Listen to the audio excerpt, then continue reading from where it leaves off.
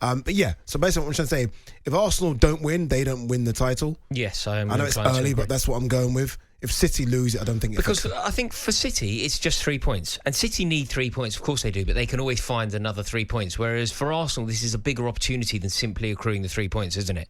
This is the opportunity to say something. It's the opportunity to announce themselves. It's the opportunity to rewrite the history that has been written about them. Yeah. They struggle against Manchester City so much. Arteta struggles desperately against Pep Guardiola. And I think they need to win it, because in order to win the title, realistically, you have to beat those in and around you. Yeah. You have to. Every title winner has always beaten those closest to them. Yeah. And last year, in 3 games, they played each other 3 times. Manchester City launched Arsenal out the league and then battered them home and away in the Premier League. And it was a battering, by the way. It was a battering. Even the cup game was a battering. It was a 1-0 It really whooping. was. To highlight your point, Arsenal fans don't want to hear this, but Arsenal have lost their last 12 Premier League games against Man City. Arsenal have lost 15 of their last 17 encounters in all competitions. They've actually counted Arsenal winning the Community Shield as one of those encounters. They won that on penalties. And obviously FA Cup semi-final, they won 2-0 back in 2020 during COVID.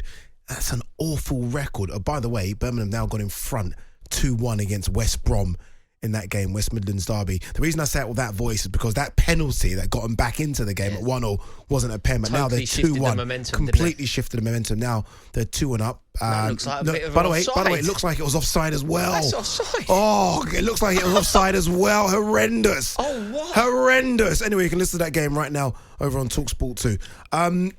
Man City, without De Bruyne, without Rodri, without Bernardo Silva, surely Arsenal win this one. That's arguably the 3 best midfielders in the Premier League not playing. But it's irrelevant. It's irrelevant. Look, of course that can have an impact on the result. And of course Arsenal will look at that and think this is a great opportunity. But I think for this fixture, in its own right, just exploring this fixture, it isn't about context. It isn't about anything. It isn't about performance. It's simply about Arsenal needing to secure the 3 points. Yeah. Find a way. And the word resilience and Arsenal, generally speaking, haven't gone together.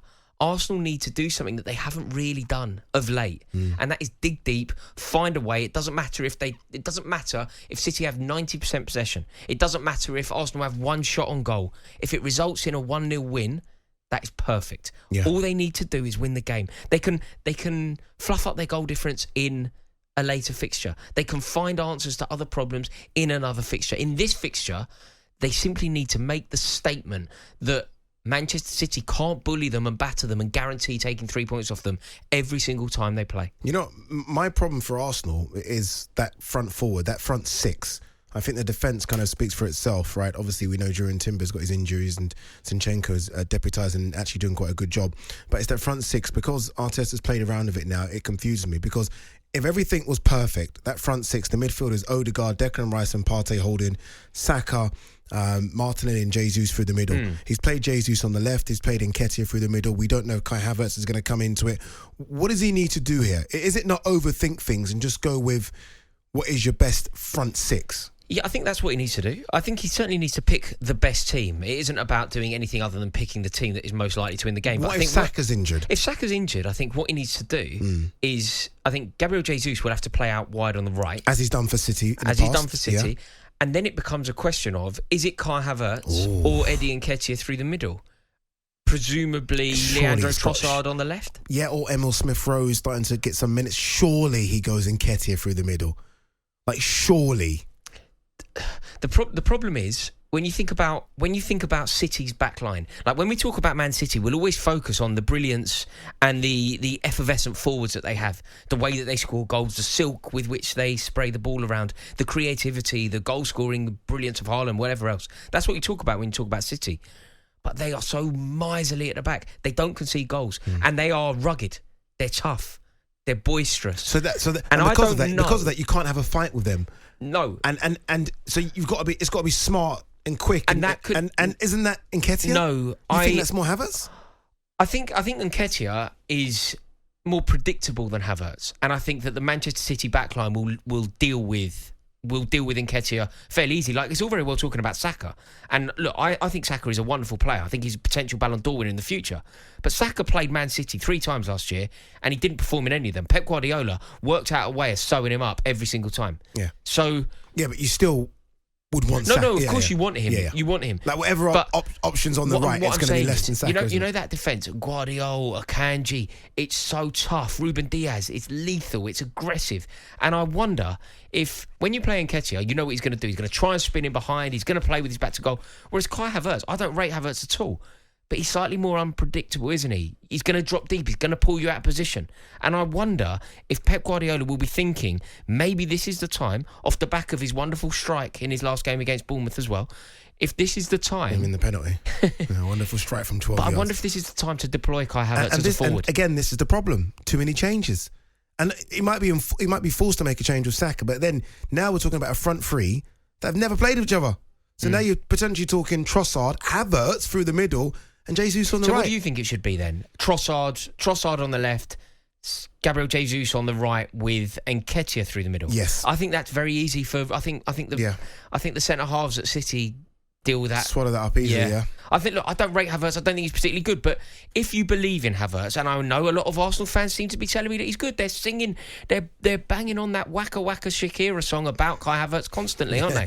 So if they believe in Havertz, I think this is the game to deploy him. Yeah, who's key for both sides? Yeah. Well, I mean, for Arsenal, it's this, isn't it?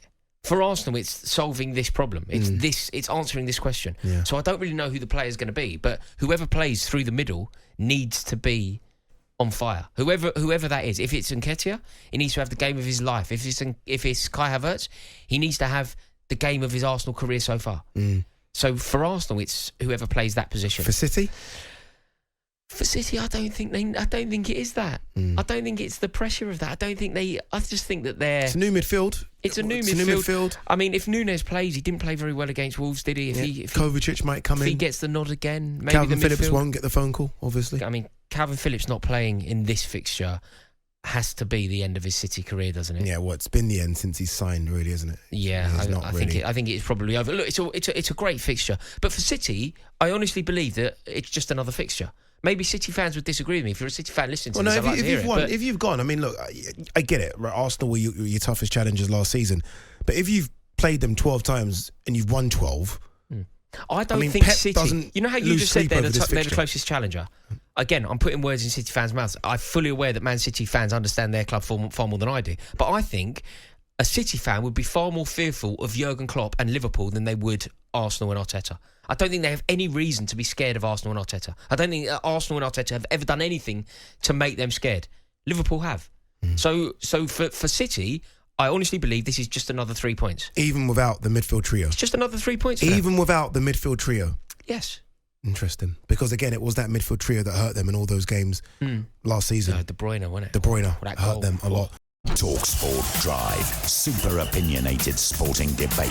Monday to Friday afternoon from 4 on AM, on DAB, via the talkSPORT app and on your smart speaker. talkSPORT.